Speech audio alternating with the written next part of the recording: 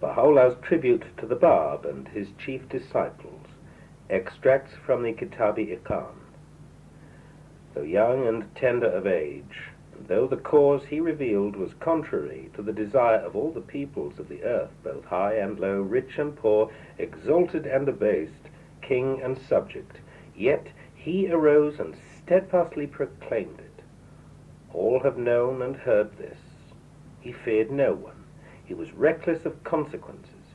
Could such a thing be made manifest except through the power of a divine revelation and the potency of God's invincible will? By the righteousness of God, were anyone to entertain so great a revelation in his heart, the thought of such a declaration would alone confound him. Were the hearts of all men to be crowded into his heart, he would still hesitate to venture upon so awful an enterprise. He could achieve it only by the permission of God, only if the channel of his heart were to be linked with the source of divine grace, and his soul be assured of the unfailing sustenance of the Almighty. To what, we wonder, do they ascribe so great a daring?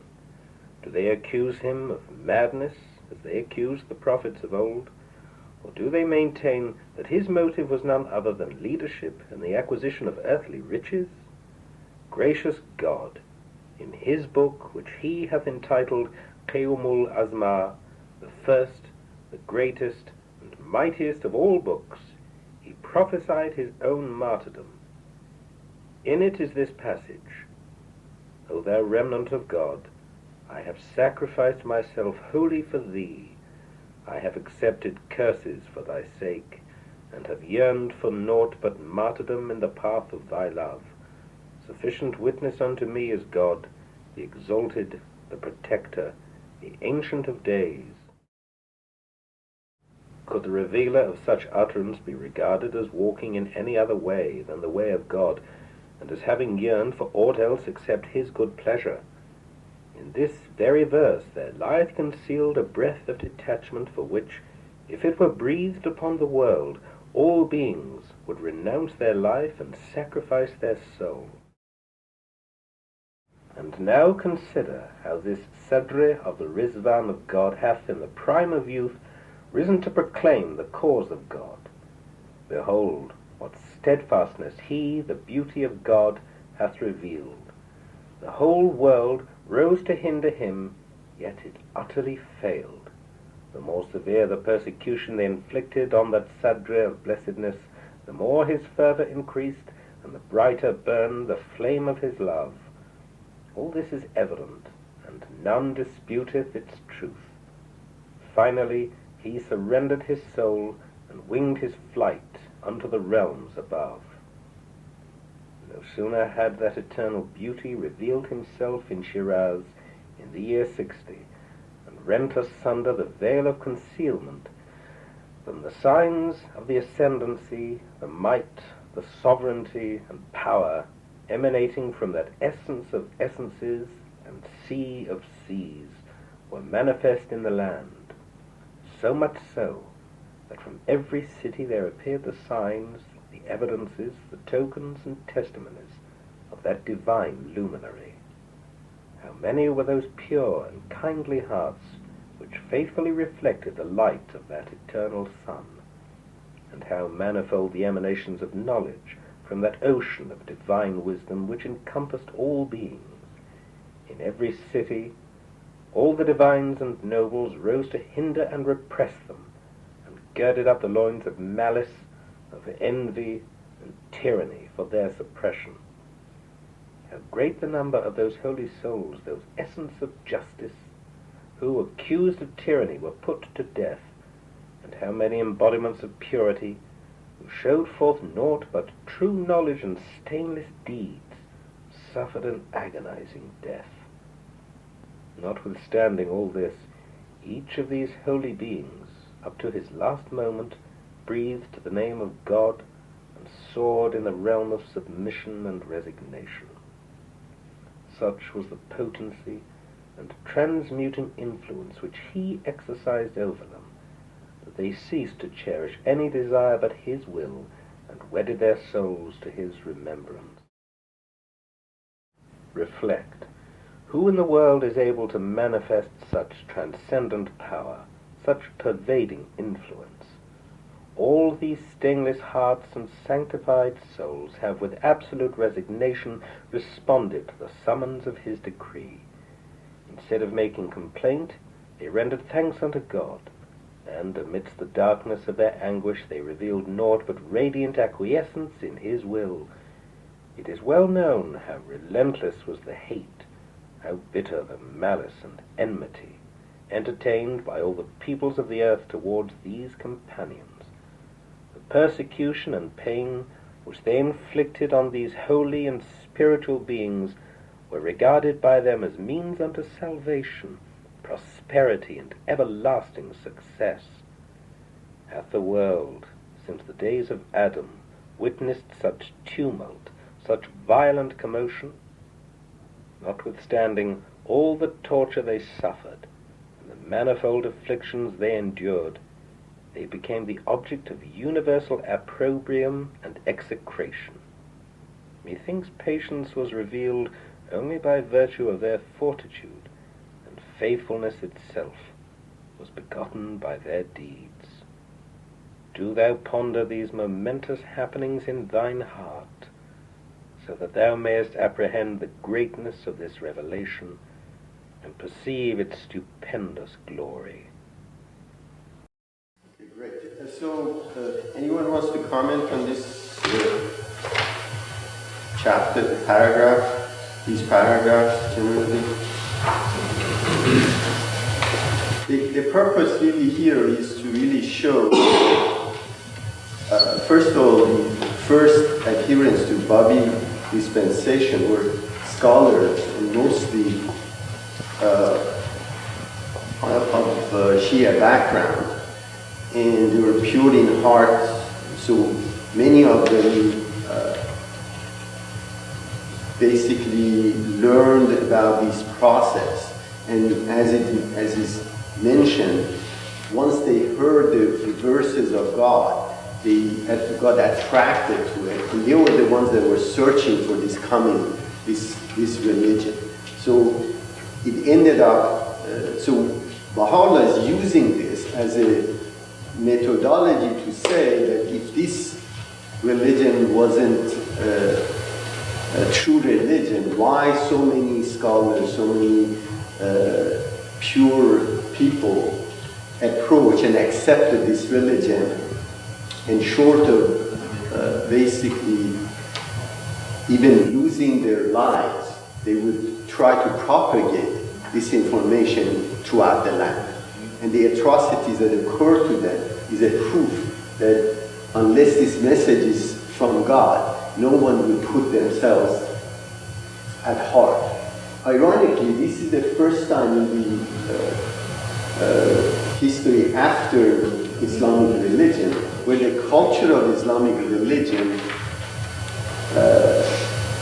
started with confrontation. And this is completely opposite that structure. In the whole benefit of original Islamic wars in terms of propagating, of course, they call it jihad, means actually trying to improve yourself, trying to propagate the religion. And if they would present the religion to people and they wouldn't accept, they would try to push into their countries, and if they were attacked, they would defend themselves. That was really the concept.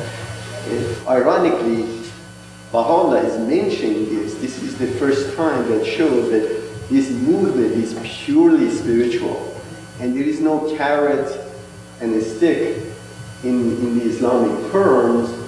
They were promised, obviously, if they open up these countries, they would go to heaven. And of course, there was some financial incentive as well, that they could basically dilapidate the resources of places that they would take and take their adherents that are non-religious or non-monotheistic religions. They could actually enslave them and sell them as slaves. So this is the condition of the Islam. Now the contrast here, Baha'u'lláh is describing how this movement and adherent to this Bab'i religion were dealt with. And their mission only was to prepare mostly Muslims, because that's the country that it came from, to receive this new revelation. Distinguishing features of Shia Islam. The cardinal point wherein the Shias, as well as other sects included under the more general terms of Imamites, differ from the Sunnis is the doctrine of the Imamat. According to the belief of the latter, the vice-regency of the Prophet,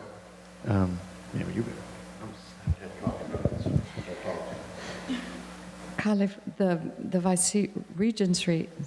vice-regency of the Prophet, Caliphate, is a matter to be determined by the choice and election of his followers, and the invisible head of the Muslim world is qualified for the lofty position which he holds, less by any special divine grace than by a combination of orthodoxy and administrative capacity. According to the Imamite, is that right? Yep. Imamite view, on the other hand, the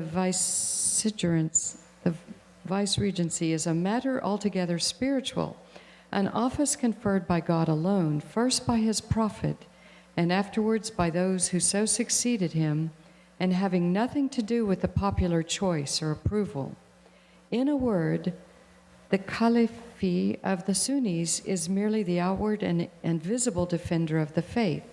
The Imam of the Shias is the divinely ordained successor of the Prophet, one endowed with all the perfections and spiritual gifts, one whom all the faithful must obey, whose decision is absolute and final, whose wisdom is superhuman, and whose words are authoritative. The general term imamat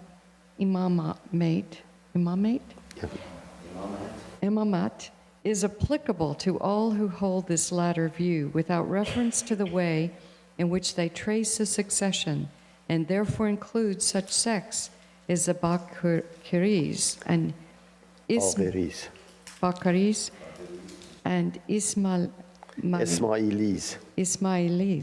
as well as the Shias, or Church of the 12. Mazhab Asna Ashari. Oh, that sounded great. Say it again. Mazhab Asna Ashari. As they are more specifically termed, with whom alone we are here concerned. According to these, 12 persons successively held the office of Imam. These 12 are as follows. Okay, you can go on. First of all, when you read this Ali is the name. Ibn means the son of. So Ali, son of Abi Talib. Okay? It's okay. So the Ali, which was one of actually the first person to believe in Muhammad and Islam, was the cousin and was son-in-law of Muhammad. Disciple of Prophet, assassinated by Ibn Maljam at Kufa. So he was killed. Now his son, one of the things that you have to remember in Shia Islam, the inheritance goes to the eldest son. So if you have, let's say, a title, and this was even used in Persian dynasties as well. So always the eldest son would take over the affairs of the father. So here, when he was assassinated, of course, the followers of Shiite assigned his son, his eldest son, which is Hassan, to be the successor of him. And it's a very interesting story. I'll tell you a little bit later. So Hassan, son of Ali and Fatima, which was daughter of Muhammad, born in after Hijrah, AH is after Hijrah 2, poisoned by the Mu'awiyah, the first Mu'awiyah. So the Hussein, which was the other son, after he was assassinated, of course, the Shiites assigned that title of Imam to the second son. And it's quite interesting story related to how, for example, what happened to Hassan after Ali's death, because he became the fourth Caliph anyways. So the story is that we read in the previous paragraph related to what is the difference between Khilafat in the culture of Arabs, which was the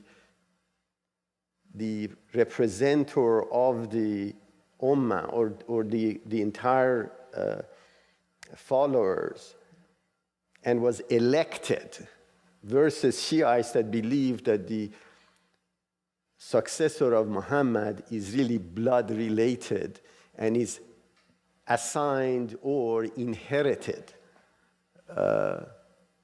title. Of course, they believe that due to, again, the eldest son is always prepared by the father to, with the knowledge, and be able to govern or translate or interpret the word of God. Where, of course, Sunnis believe that Quran and Hadith would sufficient for them to really govern themselves, and they didn't need any interpreter. So the jurisprudence that occurred in Islamic law came from Quran and Hadith. Unfortunately, Shiite introduced, due to the hierarchy of clergy that they created, introduced enormous amount of doctrines which has nothing to do with the original Quran or Hadith in general. So what ended up happening is that so these are the major two branches. Even at the time that Ali was basically assassinated, when his son came to power, came about, legally, actually, his son could take his place as a Khalif. And Sunnis had no problems with it. But what happened is that because he wasn't capable of managing, or he wasn't basically a politician, what ended up happening is that he actually, through a letter, he sold his right to Omar, basically. So he sold his right, and the following Khalif after Ali basically bought this right from him, not from a spiritual point of view, because he inherited actually Khilafat because Ali was martyred or assassinated. But he sold actually his right, not his spiritual right, but his governing right. And of course, there are different stories, especially Shiites are twisting all the facts, but reality doesn't change because his letter exists. These are historical documents that he wanted to manage his own town, to keep the taxes for where he was. And some of the basically monies that existed in the coffers of the Khalifa to be able to do his own work. But the political structure was sold to another, basically, Khalif.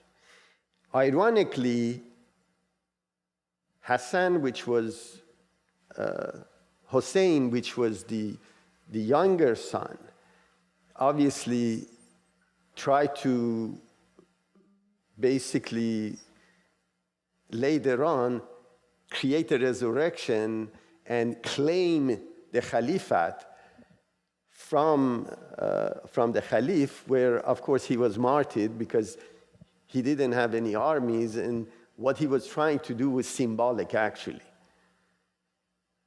So, sorry? Sure. I had a question about all of this succession that you're talking about here.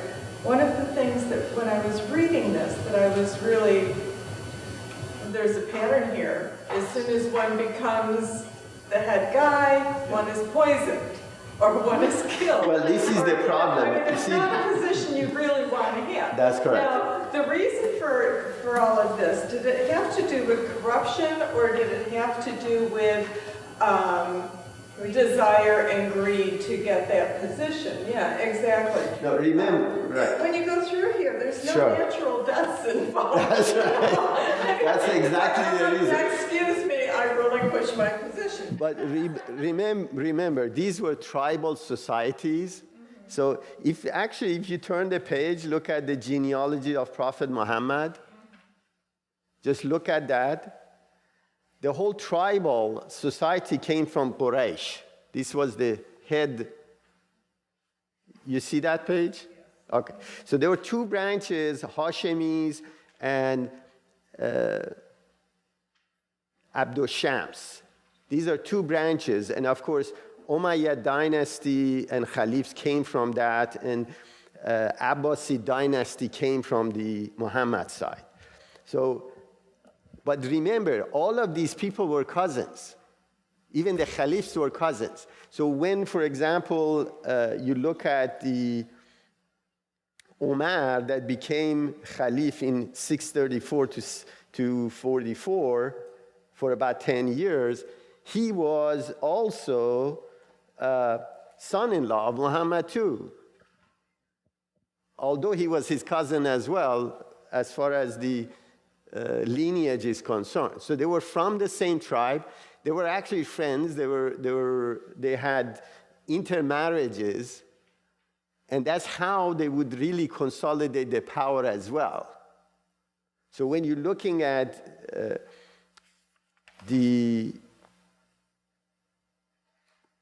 this page, which relates to these first sons that would inherit either by assignment or by followers of the Imams electing them as the leader, their leader. So it's a tribal type of association with the son of the Imam itself. The ironic, sorry? Well, the whole concept is that the son was prepared by the father. So it had some merit into it. And of course, Baha'is believe that the Shia 12ers is the right religion, right sect of Islam, although the followers have gone astray. So reality is that these were learned people, and they had no ability of government or create wars or defend the country, so defend the faith. Their role really was spiritual guidance and interpretation of Quran.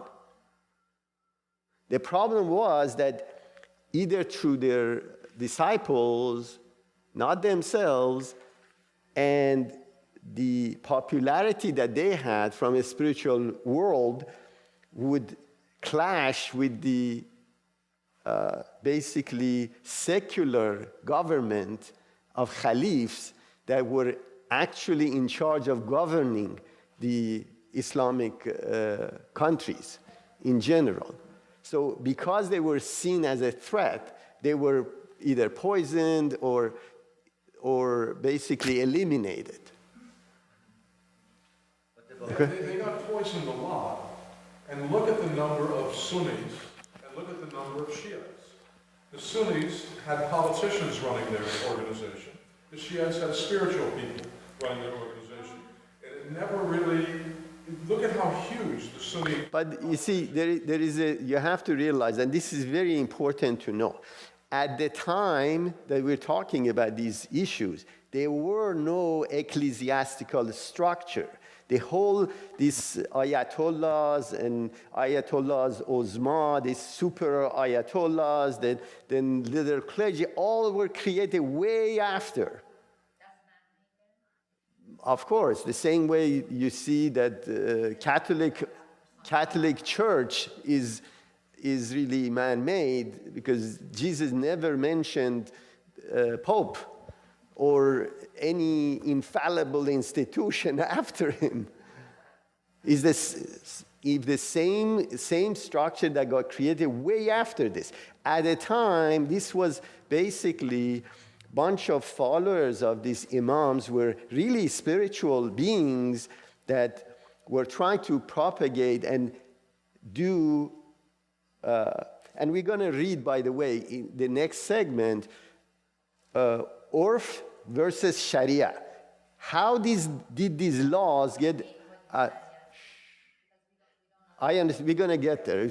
I'm just referring to it. So the question really goes back of how the actually administration of law occurred in the Islamic country. That would shed some light in what happened in general.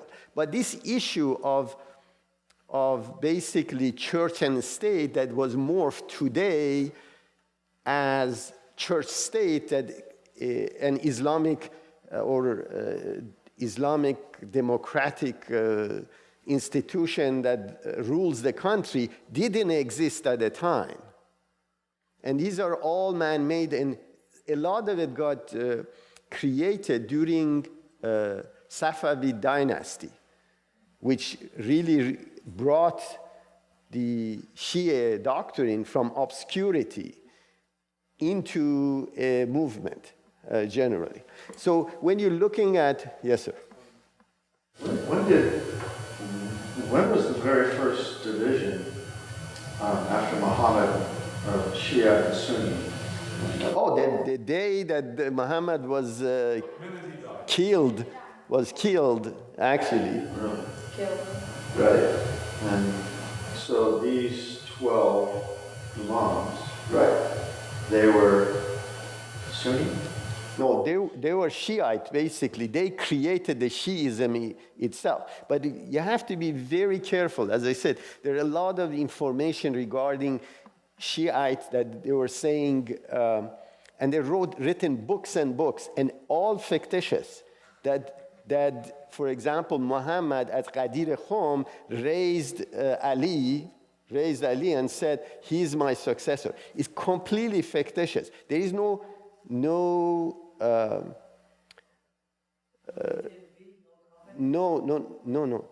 historian in the whole Islamic society, where, of course, thousands of, when he were in Qadir Khum, there were thousands of Muslims there. There were thousands of other religions were there, right?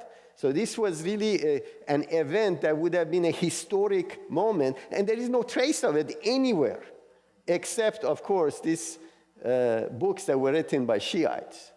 So they created stories to legitimize their saying why Ali is the successor to Muhammad in general. So Ali becoming the successor was just based on the old Persian tradition? No Persian, please don't. Muslim, Iranian. No, there is nothing to do with Iran at that time. Iran wasn't Muslim at the time. This is Shiites, basically the Shiism started because, again, Ali was a scholar. Ali was the most closest person to Muhammad. He was the first one to believe in Islam. Actually, in a real life, he was a laborer. So he had no means.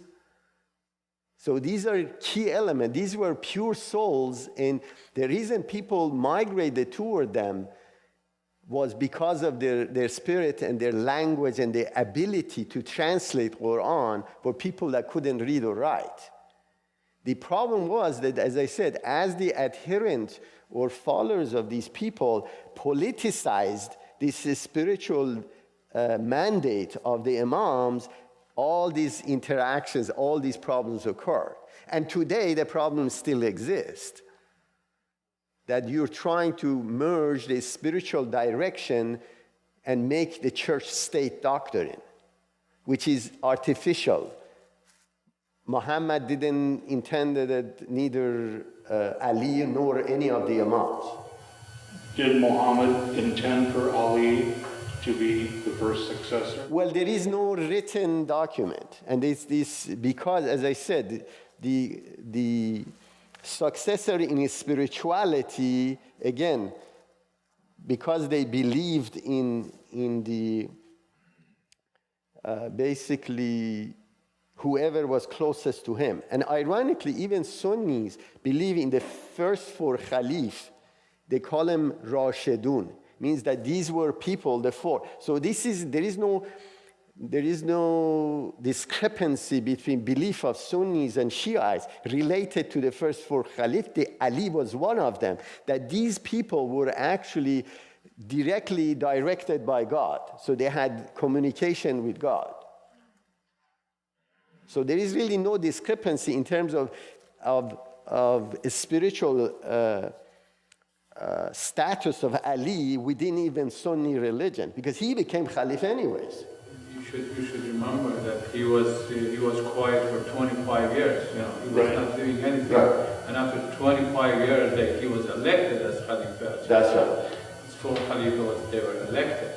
But aren't we saying really like when Peter was appointed by Christ as the rock, you know, then Peter must have... There is no such a document. There is no such a document right now. Shiites believe that this Qadir Hum is the one, which is completely fictitious. Well, but would Ali, if he was appointed by Muhammad... No, he claimed, yes, he claimed. He has actually Nahjul Balagha, for example. And you have to realize a lot of these writings, they have been distorted as well. So you can 100%, although majority of it is correct. But it's really, and this the whole point of the conversation. We're diverging from the actual question. So here, as was mentioned, these were a spiritual descendant of Muhammad from the bloodline. Ironically, the 12th Imam, when he disappears, basically they're prophesized, and I think it was Imam Ja'far as-Sadiq, which predicted the name of, for example, the glory of God and so on and so forth is in his writing. And so these were basically spiritual descendant of Muhammad, and the 12th Imam, the one that went into hiding, would be from Muhammad's bloodline as well. So these are the prophecies of the Imams, which Bab was from the descendant of Muhammad. Yes? Just one quick question. It would appear that the prime directive, if you can use that term, of the Caliphate is we must have elections, and then they also rejected the lineage of the Prophet. And yet when Mu'awiyah usurped the Caliphate, stopped holding elections, appointed, designated his progeny as successors. No, of course. Remember, this was a violation of the prime directive, and everybody overlooks it and thinks nothing. No, they had the power. They consolidated the power at the time. But the purpose of the Caliphate, they said they rejected Ali. We have to have elections, and Mu'awiyah threw out elections. The whole purpose of the Caliphate is to elect their leader. No, of course. But remember, how's it overlooked? It's very simple. When this was, the culture itself was, if you look closely, these were nomadic tribes. Actually, they were tribal societies. At the time, no one had any power. And the way they would consolidate power or elect each other was actually taking wives from other tribes. That's how the system used to work. When you're looking at the time of actually after expansion of Islam and the full structure of armies and so on and so forth was created, now you're talking about a completely different political system thing. So now I guess somebody wants to read the next paragraph. It becomes much clearer. So as you see, these are inherited spiritual doctrine because those people were holy souls and they studied with their father to be prepared to take ownership of the interpretation of the basically religious laws. And it becomes very clear later on. Let's move on. Sure. On something, because sure. What is Imam matters to Baha'ism, it passes through all the Imams till we get to the 12th Imam. That's correct. Because one of the resistance by the Shias is that they say Baha'is claim that Baha'u'lláh is that promised 12th Imam. Is it or is it not? No, the Bab'i. Bab'i, yes. Right. Yes. We need clearance on that. That's correct. Okay, so that's where... But you have to realize this is in spirit. Like, yes. Right. But it's helpful to go through these names because it is associated with so many things that are associated with the faith. According to these 12 persons, successively held the office of Imam. These 12 are as follows. Ali ibn Abi Talib, the cousin and first disciple of the Prophet, assassinated by Ibn Mujam at Kufa in AH 40. Hassan, son of Ali and Fatima, born AH 2, poisoned by order of Mu'AWIYAH in AH 50. Hussein, the famous Hussein, son of Ali and Fatima, born AH 4, killed at Karbala on Muharram 10, AH 61. This is where the Persians beat themselves with the chains and things. Okay, that's that one. Number 4, Ali, son of Hussein and Sharibanu, the daughter of Yazdigar, the last Sasanian king, generally called Imam Zainul Abidin, poisoned by Walid. Number 5, Muhammad Bakir, son of the above-mentioned Zainul Abidin, and his cousin Abdullah, the daughter of Imam Hassan, poisoned by Ibrahim Walid. Same guy? Did he poison both of them? Okay.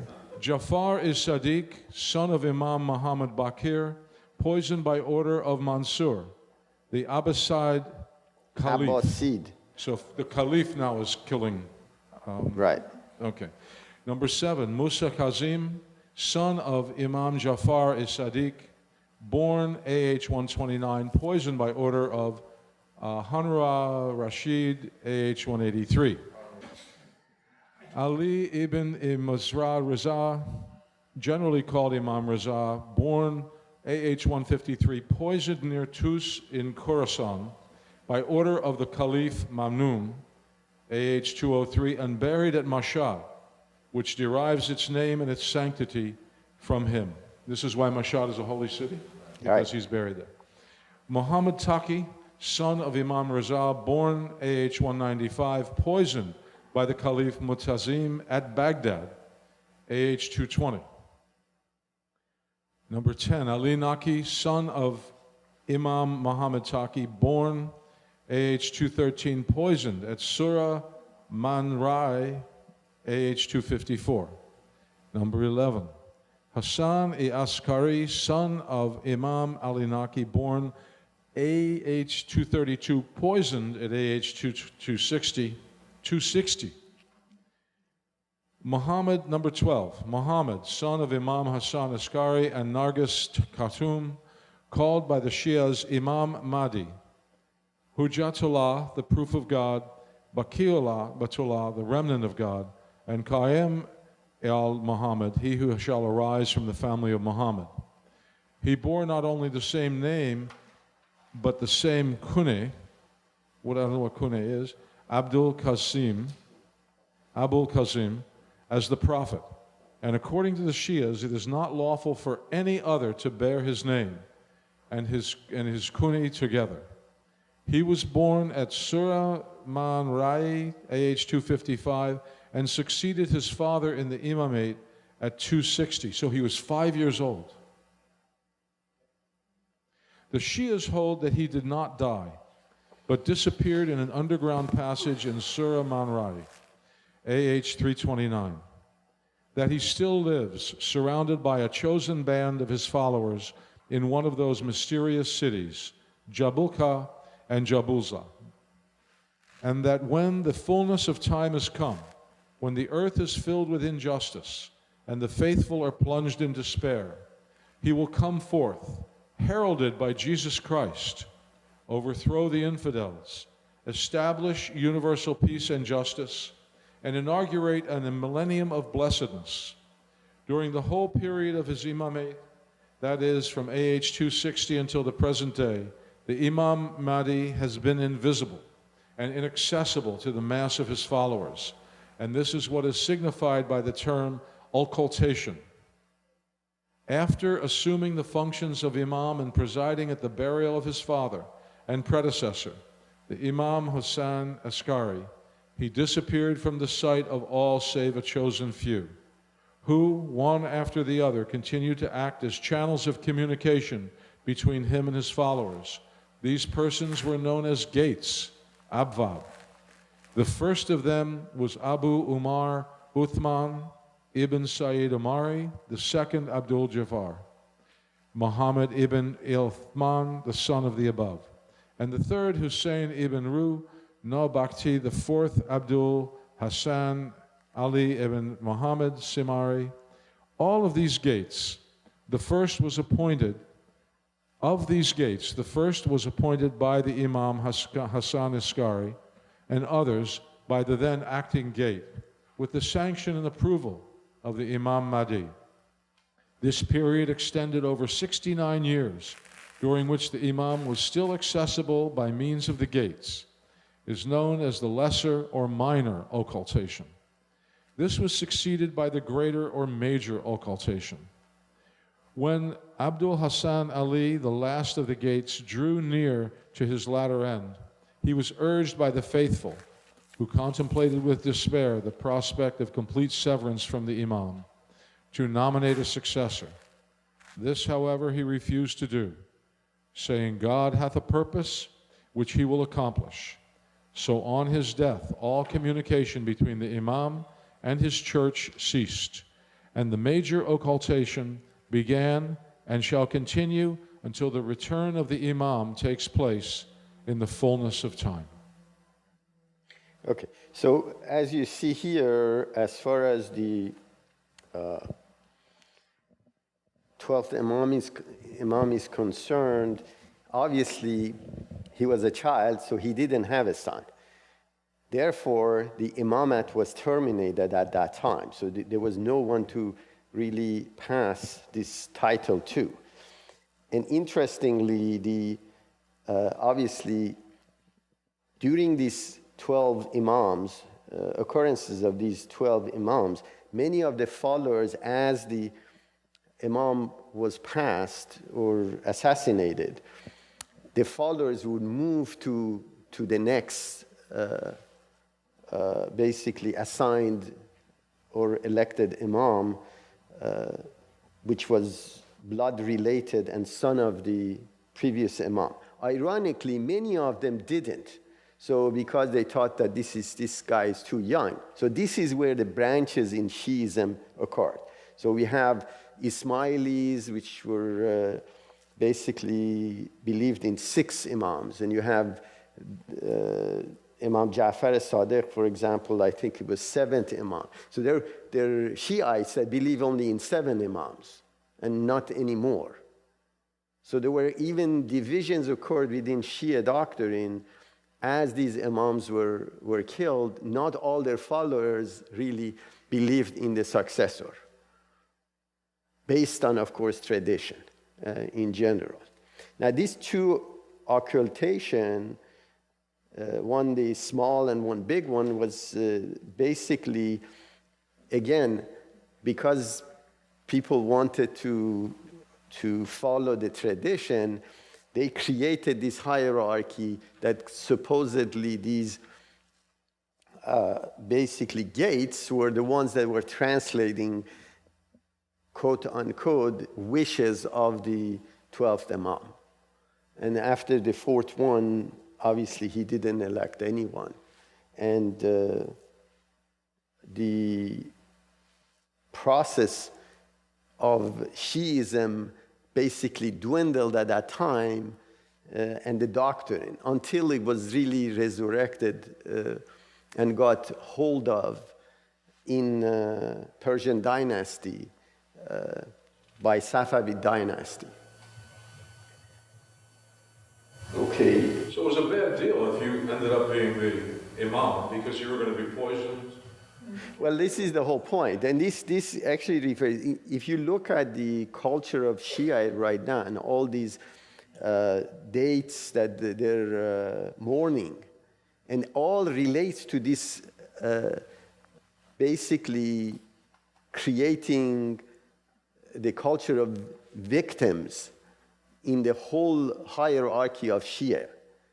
And of course, later on, this being a victim morphed with Sufism, which is really separated itself from the ecclesiastical architecture that was created by Shiites, just to get close to God. And interestingly, this particular doctrine Sufism accepts the way things are, because it believes in a pantheistic religion where a piece of God actually exists in everyone, every human being, and collectively we create God. The consciousness of humanity creates God. And this really concept completely retarded the progress of Islam. Although it was the major reason Islam propagated throughout the East. And that's correct. Sufis actually propagated, especially during Ottoman Empire, the Islam to even China, Philippines. So they went all over the world, and the territories during Ottoman Empire of Islamic countries or Islamic land that was covered was 3 times larger than Christianity. So this is really where the start of this process is. And if you look closely at these caliphs, now you see the separation of church and state on Sunni areas. And in Shiites, they basically merged the political system with the church itself. Gilbert, can I ask about, it just strikes me when you read the list of these 12 who were killed, how smart the 12th Imam must have been, or his mother must have been, to hide him, to make him a cult, you know. But is this where the culture of martyrdom comes from? Well, remember, from Muhammad to Ali, and every Imam was killed. It was assassinated. So that's where the culture comes from. But it seems to be very much in the Persian culture in particular. No. You can't mix Persian culture with Shia culture. The Shia culture or Islamic culture was imposed on Iranian culture. These are distinct elements. Today, actually, when they do a poll of which countries are the most stringent in adherent to the Islamic law, the most one is actually Pakistan. The least one is Iran. Because they, throughout years, thousands of years, from invasion of Mongols to Arab invasion, Persians adopted in surface, accepting the ideas, and then they would actually penetrate their the structure of their government and would take it over. But in surface, they would accept the doctrine in itself. But in reality, they were basically keeping those Persian traditions as well. Yes? I think,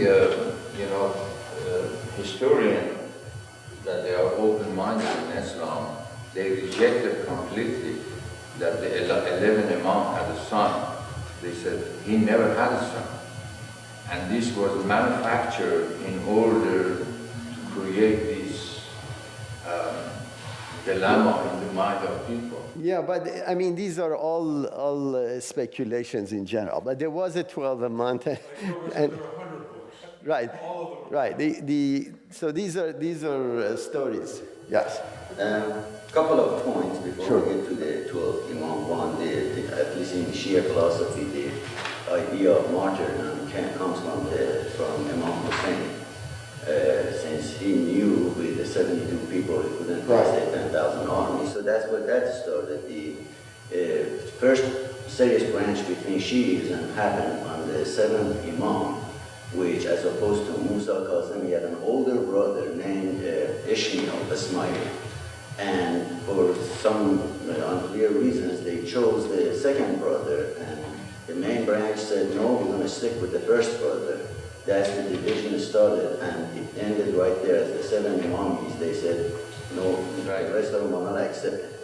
When it comes to the 12th Imam, this is the whole mystery in Shia philosophy that I was earlier making an argument that Baha'u'lláh was not accepted because it clearly says it here in this paragraph that heralded by Jesus Christ overthrow the infidels. It was never bringing the infidels into the religion and convincing them to join Islam. It was just to overthrow them, just right. And the story takes a mythical face even in the Shia philosophy because it would create many questions about, okay, when this kid returns, does he return as his age? Does he return as a couple thousand-year-old man? All these questions were created even in the Shia philosophy. And a little while back, I made an argument that is it possible that the kid died at that age, and these 4 people made themselves the representative of the faith till the last one decided that he couldn't replace himself with someone and decided that, okay, until now this was the minor occultation and from now on it will be the major. And this idea was so rejected and so offensive that fatwas were issued against it, that if this comes about, the person who claims such a thing would pay the ultimate price. But thankfully this was done over the internet. So this is the argument that any rational person in today's society, in any society, if you claim that the child has disappeared at the age of 5, you better believe that all the police system would be after this issue to see how could that be possible, particularly when this issue only happens in the branch of Shi'ism in this religion and is never mentioned in any other historical documentaries or any other religion. Okay. The 11 Imam had so many wives, and none of them produced any children, according to the historian. So this was, I think, the process of some manufacturing of the ideas. No, of course, these spiritual leaders would rise up because of the questions that would pop up by the flock itself, and that's really what the reason was. So let's read on because we're running out of time.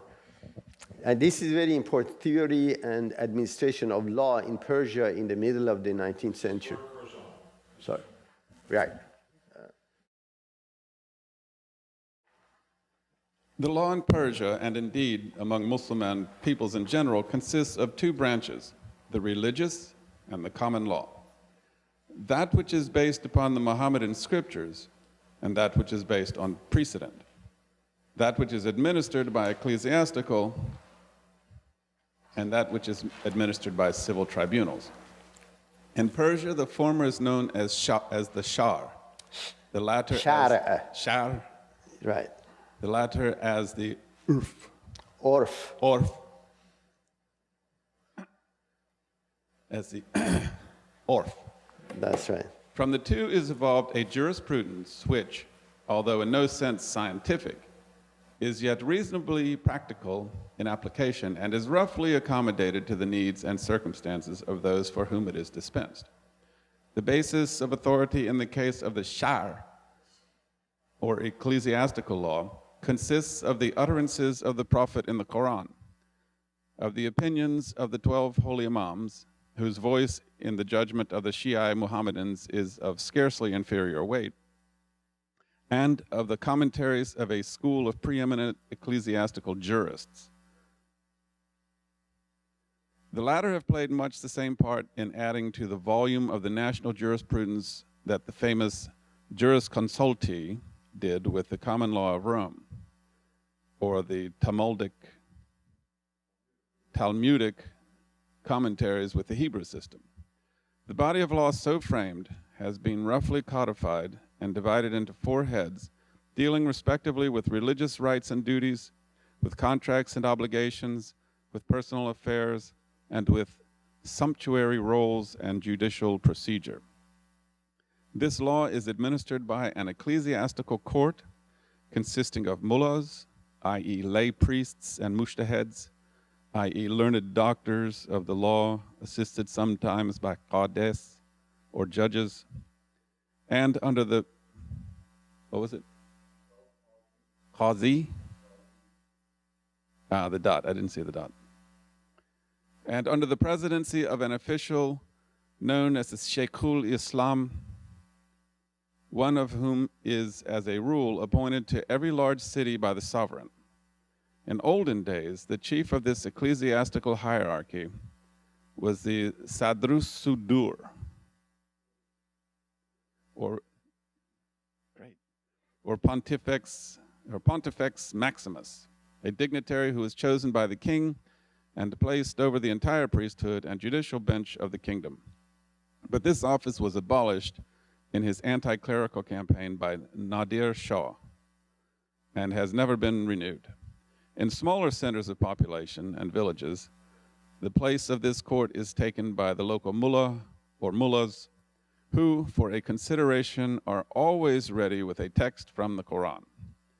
In the case of the higher courts, the decision is invariably written out along with the citation from the scriptures or the commentators upon which it is based.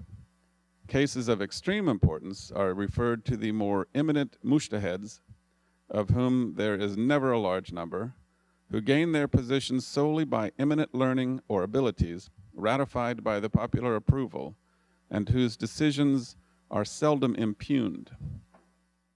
In works upon the theory of the law in Persia, it is commonly written that criminal cases are decided by the ecclesiastical and civil cases by the secular courts. In practice, however, there is no such clear distinction. The functions and the prerogative of the coordinate benches vary at different epochs and appear to be a matter of accident or choice rather than of necessity. And at the present time, though criminal cases of difficulty may be submitted to the ecclesiastical court, yet it is with civil matters that they are chiefly concerned. Questions of heresy or sacrilege are naturally referred to them. They also take cognizance of adultery and divorce, and intoxication as an offense, not against the common law. Indeed, if it were a matter of precedent, insobriety could present the highest credentials in Persia, but against the Quran, falls within the scope of their judgment. From the Shar, I pass to the Urf, or common law. Nominally, this is based on oral tradition or precedent and on custom. As such, it varies in different parts of the country, but there being no written or recognized code, it is found to vary still more in practice according to the character or caprice of the individual who administers it. The administrators of the Urf are the civil magistrates throughout the kingdom, there being no secular court or benches or bench of judges after the Western model. In a village, the case will be brought before the Qad Khuda, or headman. In a town, before the Darughe, or police magistrate. To their judgment are submitted all the petty offenses that occupy a city police court or a bench of country magistrates in England. The penalty in the case of larceny or assault or such like offenses is, as a rule, restitution, either in kind or in money value, while if lack of means renders this impossible, the criminal is soundly thrashed. All ordinary criminal cases are brought before the hakim, or governor of a town, the more important before the provincial governor or governor general.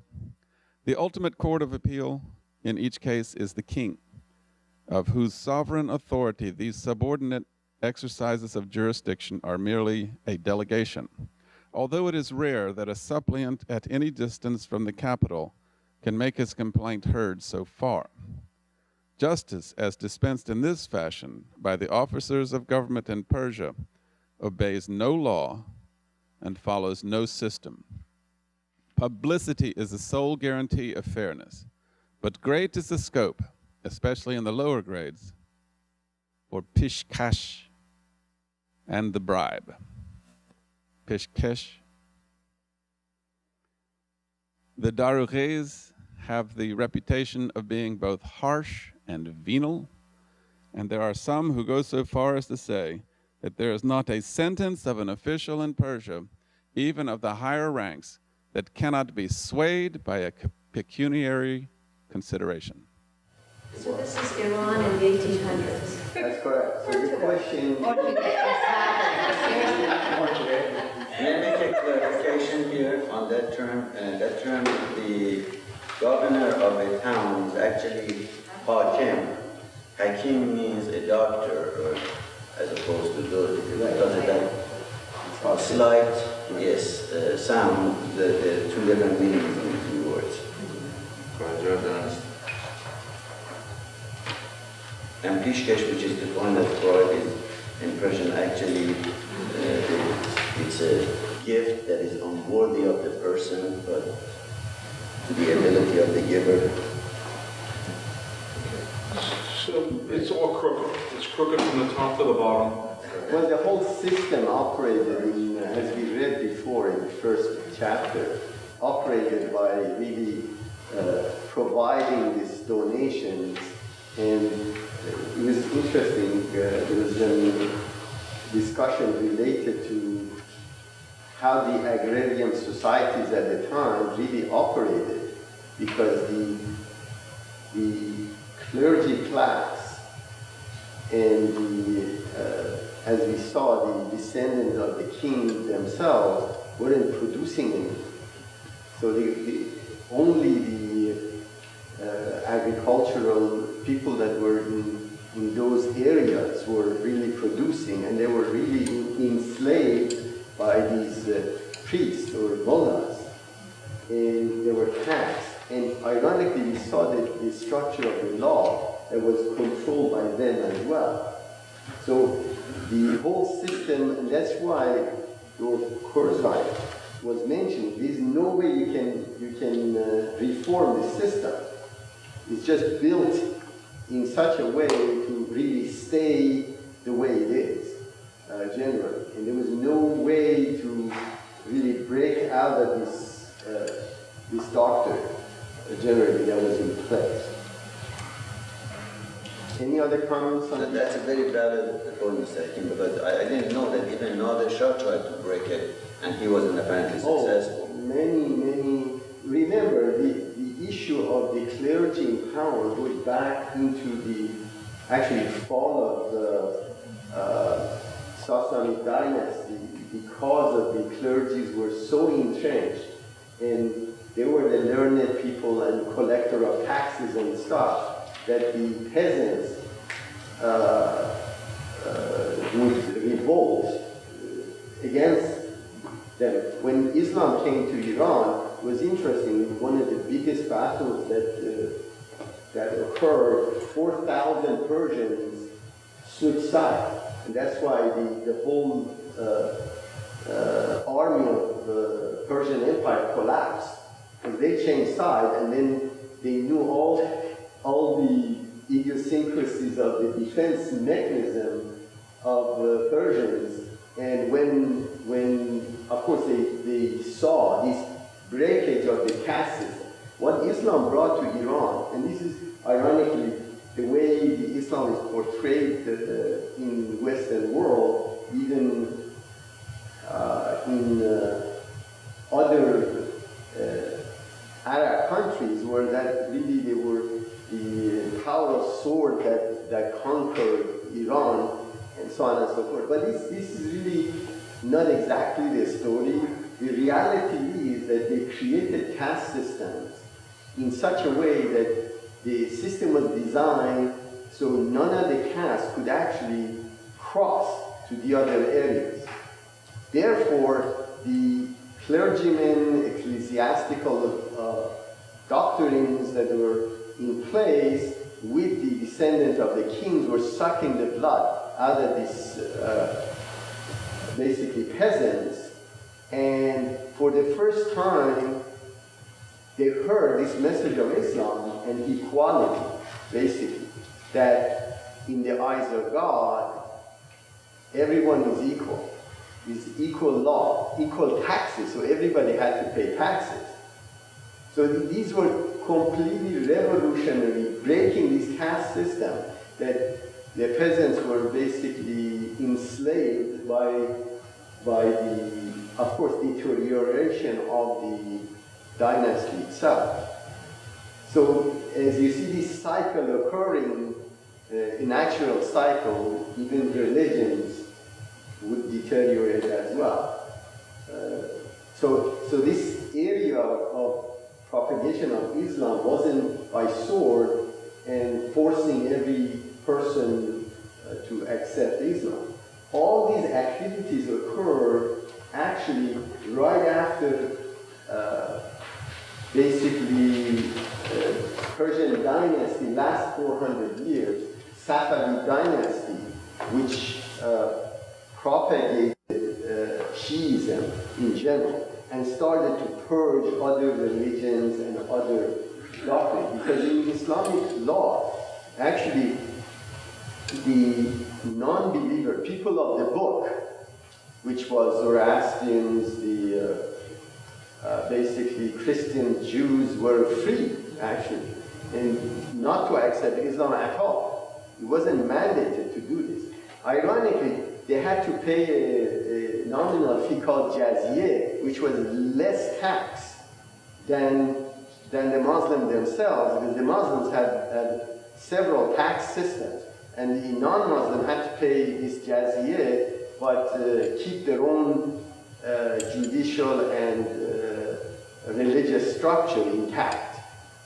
So this issue, all these activities that you're looking at of Shia becoming powerful and creating church and state and forcing basically people to become Muslim, really started from Safavid dynasty.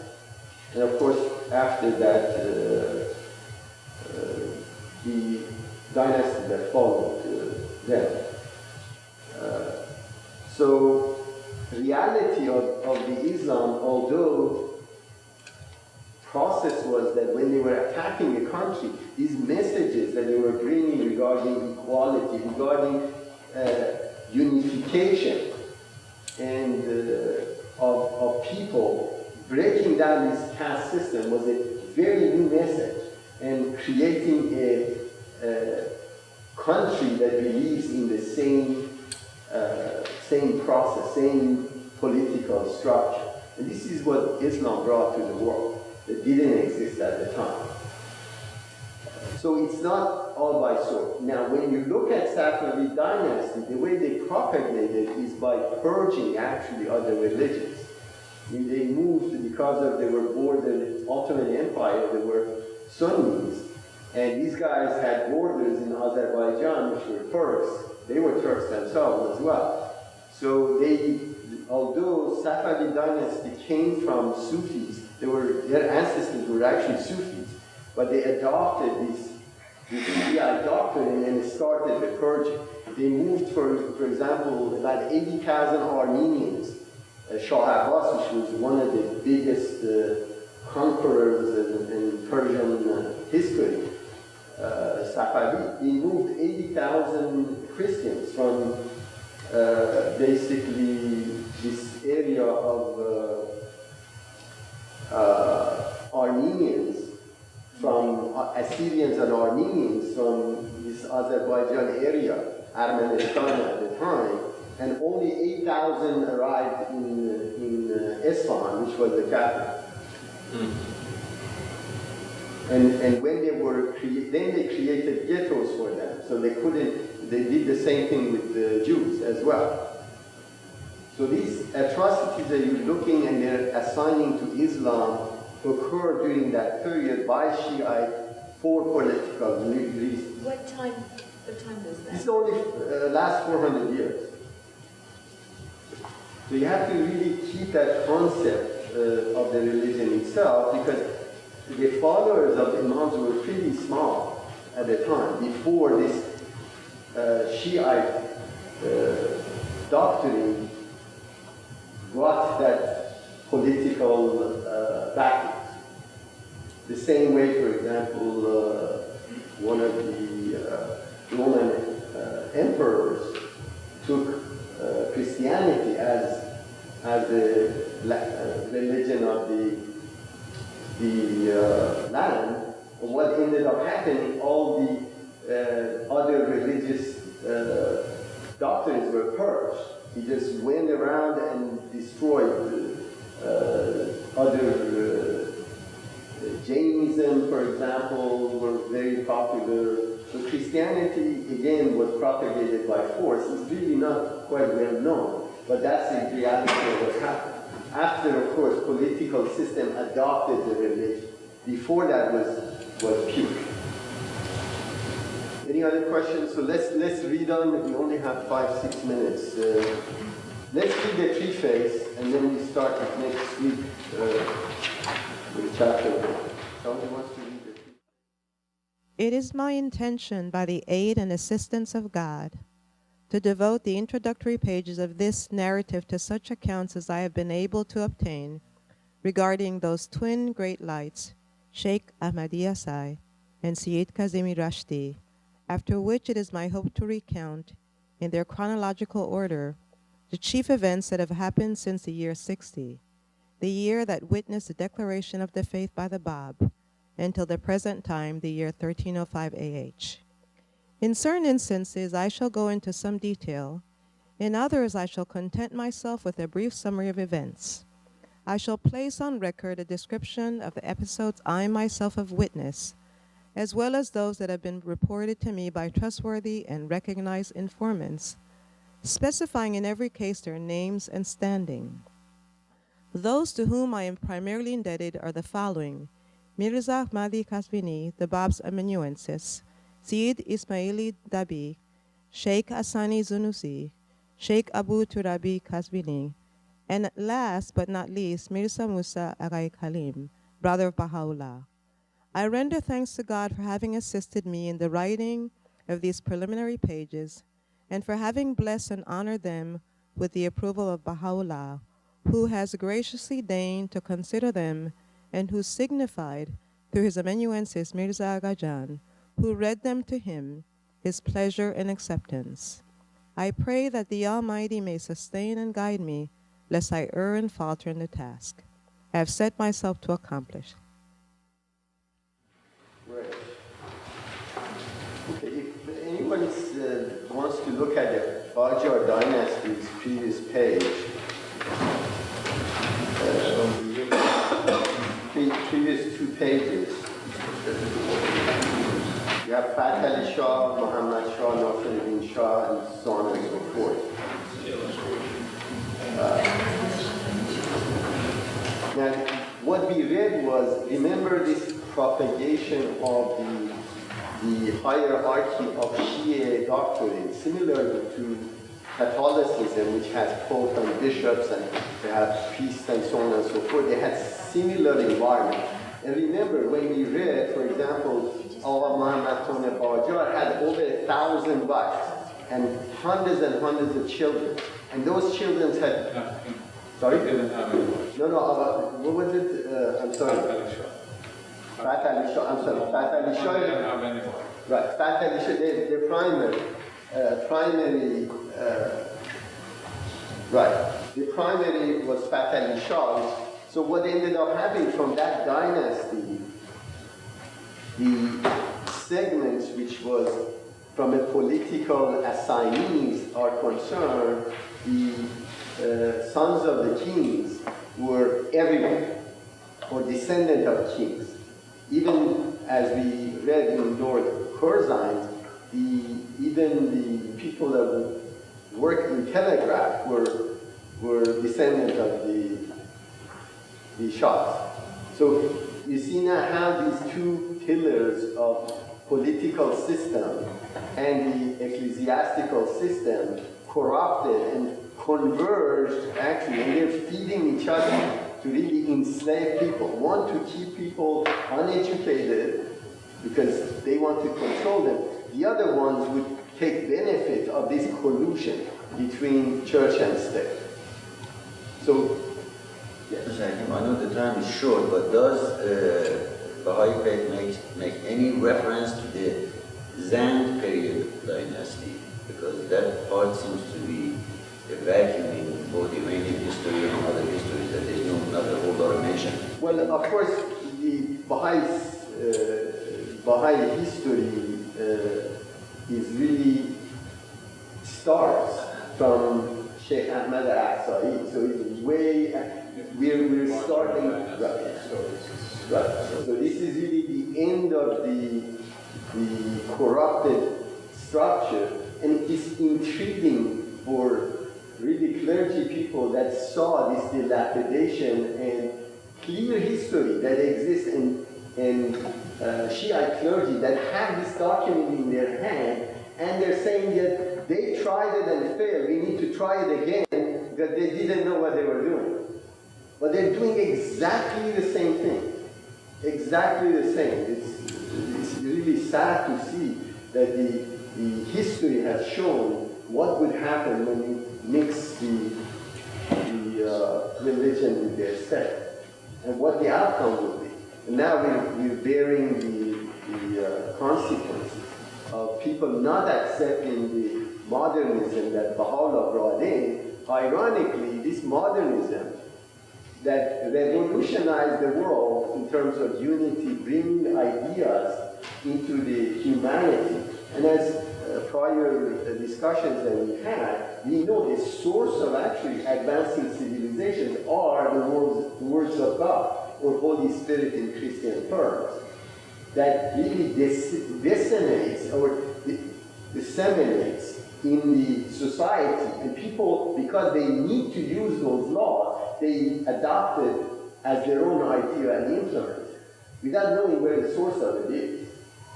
So the key was this revolution that you look at the state of the society at the time that Bob declared, compared to those ideas that created a new civilization, actually. If you look at the history of humanity, the amount of progress we made last, let's say, 150 years is not even comparable to what happened prior to that. So this was a paradigm shift of the consciousness of humanity and ideologies that came through release of this energy, release of these words, which whether people liked it or not, adopted as their doctrine to survive actually. And ironically, when you apply the Holy Spirit, which is in Baha'i doctrine is synonymous with the Word of God, which is holy books, the outcome will be what we see, the society's progress, both materially and spiritually.